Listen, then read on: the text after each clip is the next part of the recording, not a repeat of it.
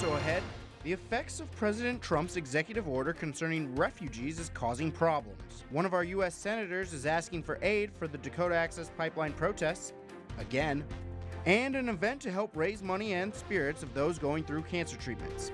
The Night Report starts now. President Trump spent the day speaking to world leaders, including Russian President Vladimir Putin. Good evening, I'm Bo Evans. A photo released today by the White House shows President Trump on the phone in the Oval Office. His conversation with Putin comes amid growing concerns from European allies and some fellow Republicans about the future of sanctions imposed on Moscow by the Obama administration. This is President Trump's first official conversation with the Russian leader since taking office. President Trump also had phone calls with other world leaders, after which he signed 3 more executive orders late this afternoon. As the first day of the president's ban on certain immigrants coming to the U.S. caused confusion and anger around the airports around the country. Sarah Rosario has the latest. Let them out! Backlash today against President Trump's executive order Friday, banning immigrants from these predominantly Muslim countries. The executive order signed by President Trump is discriminatory. President Trump calls it extreme vetting. It's not a Muslim ban, but we were totally prepared. It's working out very nicely. Less than 24 hours after its signing, confusion at New York's JFK International Airport, where at least a dozen refugees were detained. Dozens and dozens of people remain in airport detention throughout the country simply because they were unlucky enough to have gotten on a plane on the day that President Trump signed the executive order. Hamid Darwish was held for 18 hours before being released. I'm very thankful and I'm very happy. Really, I forget what I face and what happened to me because of those people. Meantime, at the White House, President Trump spent the day in talks with other world leaders, including Germany's Chancellor Angela Merkel and Russia's Vladimir Putin. And late this afternoon, the president signed 3 new executive orders, one that bars members of his administration from lobbying for 5 years, another pushing for reorganizing the National Security Council and the Homeland Security Council, and lastly, an action requiring his Joint Chiefs of Staff to submit a plan within the next 30 days to defeat ISIS. Sarah Rosario, NBC News. Reaction to the order concerning refugees is not limited to the U.S. Officials in Iran and Iraq, 2 of the 7 countries mentioned in the travel ban, have promised reciprocal measures in light of President Trump's order. U.S. Senator Heidi Heitkamp was in Bismarck today to speak at the North Dakota American Legion Winter Conference, but she stopped to talk about her request for more federal resources to help with the Dakota Access Pipeline protests. Heitkamp says her request is nothing new, and she asked the Obama administration for the same thing: federal dollars and officers to help alleviate the pressures protests have put on the state's law enforcement resources. She says the state's small police force and lack of federal support help to extend the problem.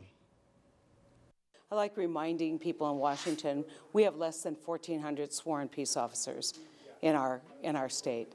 We have spent almost $30 million basically policing this site. Heitkamp says she has been given no assurances that any support will come from the White House, but she remains hopeful. A crash near Watford City left 1 man dead after his pickup collided with a semi-truck.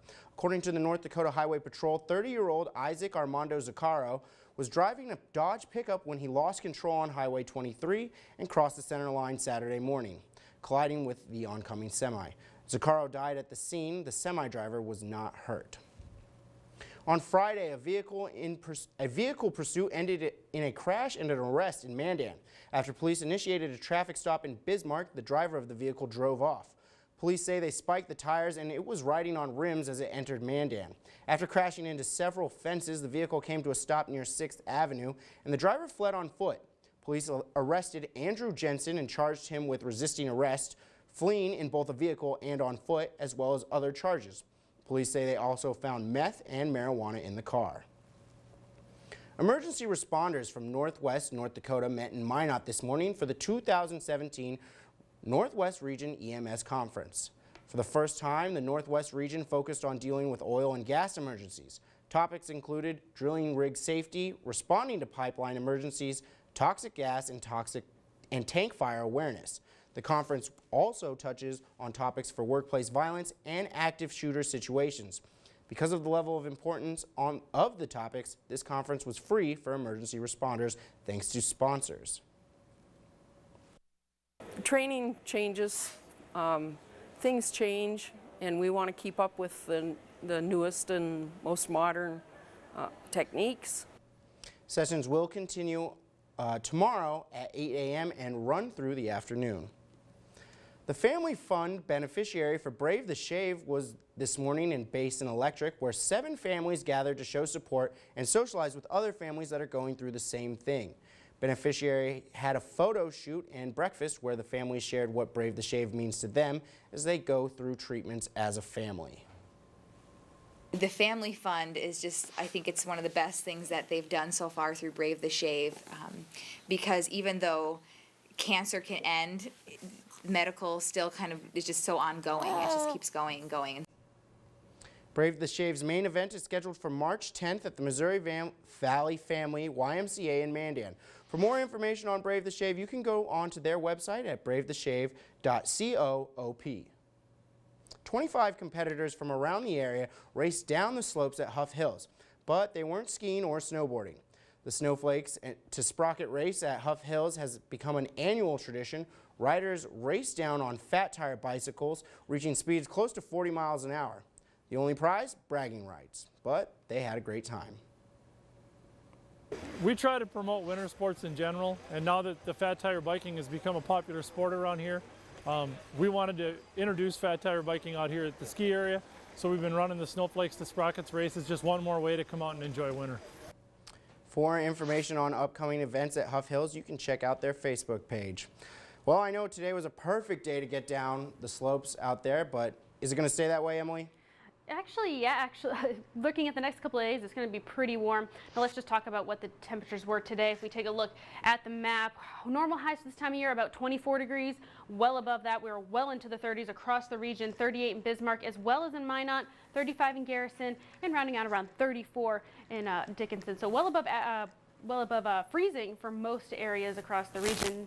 Now we do have some flurries that are making their way across the state, light in accumulations. Now if you're up towards the further northwest you are looking at some rain, kind of a mixed precipitation, but the rest of the region looking at those light snow showers that will taper off a little bit later. Current temperatures though, we're looking at 36 in Bismarck, 38 still up in Minot, now 36 over in the Williston area, kind of where you're seeing those rain and mixed precipitation. So as temperatures drop, we'll see that all begin to change over to snow. Current winds right now, 13 in Bismarck, 16 up in the Minot area, kind of where that snow is moving through. We're looking at 23 miles an hour, so just watch for some of that blowing snow. It isn't very heavy, but still could be enough to kind of impact your travel if you happen to be on the roads. Now, forecast for tomorrow, we're looking at temperatures in the upper 30s for Dickinson and Bismarck. We're going to be looking at clouds decreasing as we head through the day, but beware, we're looking at a little bit of a breezy conditions as well for tomorrow. Similar forecast for Williston and Minot, decreasing clouds as we head through the day. Temperatures well in the 30s, about 38 in Williston and Minot, both. Again, decreasing clouds when we head into the afternoon. So let's just break down what we have going on, at least through the evening. Here, those light snow showers, those will begin to continue to move through the region as we head into tomorrow morning. We'll see those really be tapered off by about 9 o'clock. Just a few flurries off towards the eastern part of the state. Again, nothing really in terms of accumulation. Now, as far as sun, we'll start to see the sun work its way in from west to east, clearing out those clouds as we head through the rest of the day. So this is about 2 o'clock. Mainly the western half of the state, looking at plenty of sunshine, and as we head into the evening hours, we'll start to see that clear out. Now overnight, looking at pretty clear conditions, but this is when we want to focus our attention towards the north. We are looking at this system making its way through about Monday 8 a.m., just really skimming the corner of the northeastern part of the state. Not looking at anything in terms of accumulations, but the snowfall will be just along the northeastern part of the state. Now, because we do have low pressure towards our east, high pressure towards our west, that is creating a pressure gradient, which is going to bring us some pretty windy conditions through Monday. Now, as far as our temperatures, here is our jet stream, these arrows here, and that's the boundary between the warm and cold air. So we'll start to see that jet stream begin to shift towards the south as we head into Wednesday. Now this is when temperatures really begin to cool down into the teens. So the cold air really is going to be making its way down as we head into February 2nd, 3rd, and even a little bit further into February. So we are looking at that jet stream pretty low, and that's going to be bringing in some of those colder temperatures as we head into the beginning of February. So here's just a peek at the week ahead. Those warm conditions aren't going to last long. Tomorrow is the best day to get out. Monday it's going to be a little bit windy, and then we're really cooling down as we head to the end of the week. You could have fooled me. I thought it was a warm spring day with the temperatures today. Really, we got like another month before we can really think about warming up. Well, I know if I won the Powerball, I wouldn't need any good weather. So let's take a look at tonight's winning Powerball numbers with the jackpot worth $187 million.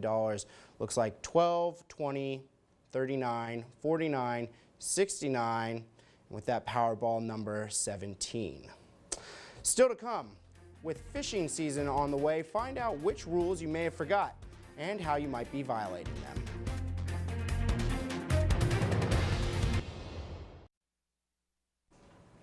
Game wardens are tallying up the citations that were issued last year, and as you might expect, fishing without a license topped the list.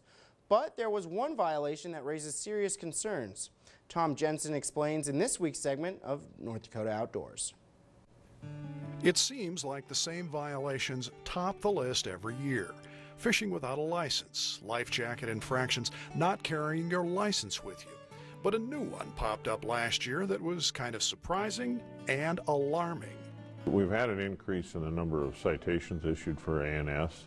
The number of ANS violations have been increasing in recent years, but in 2016 they went up by nearly 50%. Aquatic nuisance species laws have been on the books for several years to prevent ANS from spreading within our state or from being transported in from other states. And failure to follow the rules in just one instance could mean the introduction of zebra mussels, for sake of example, into a body of water. Timian says he thinks people just aren't used to the new laws yet. One is the relatively new regulations, and a lot of people just for years did it a certain way, and now they have to do it a new way, and sometimes it's just, I forgot to do it, and I don't think in a lot of cases it was intentional. The number one ANS violation was failure to drain the water from the bilge and live wells in a boat.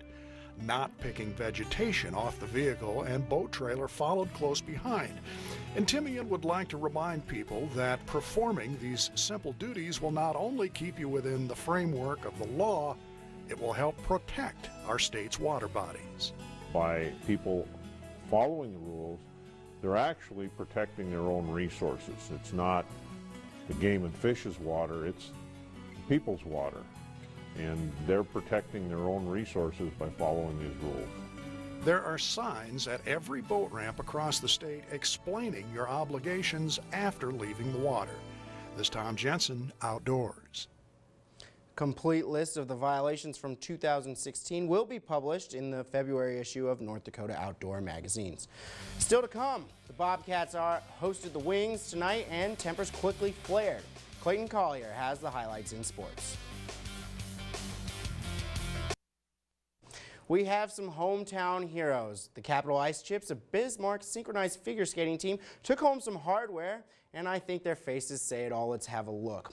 Pure, unadulterated joy. You can't buy that in store, folks. According to a parent of the team, the Chips won first place at the U.S. Figure Synchronized Skating Midwest Sectional Championships today, defeating 20 teams. They'll move on to Nationals in Chicago coming up in late February, and I'm sure we're going to send Clayton out to cover them. I think the only thing that could make me that happy is the weather today, and it's going to continue, right? Yes, tomorrow will actually be pretty warm. We're starting off tomorrow morning with temperatures already above freezing. We'll see those snow showers tapering off as we head through late morning, but into the afternoon, temperatures are gradually going to be warming up past freezing, just south of 40 degrees for most of the region. Now, cloud cover will begin to move out to the east as we head through the day, so overall we're looking at warm temperatures and lots of sun. Well, that's all I can ask for, and all we can ask for is for you guys to come back tomorrow night. We'll have the evening report at 10. Thanks.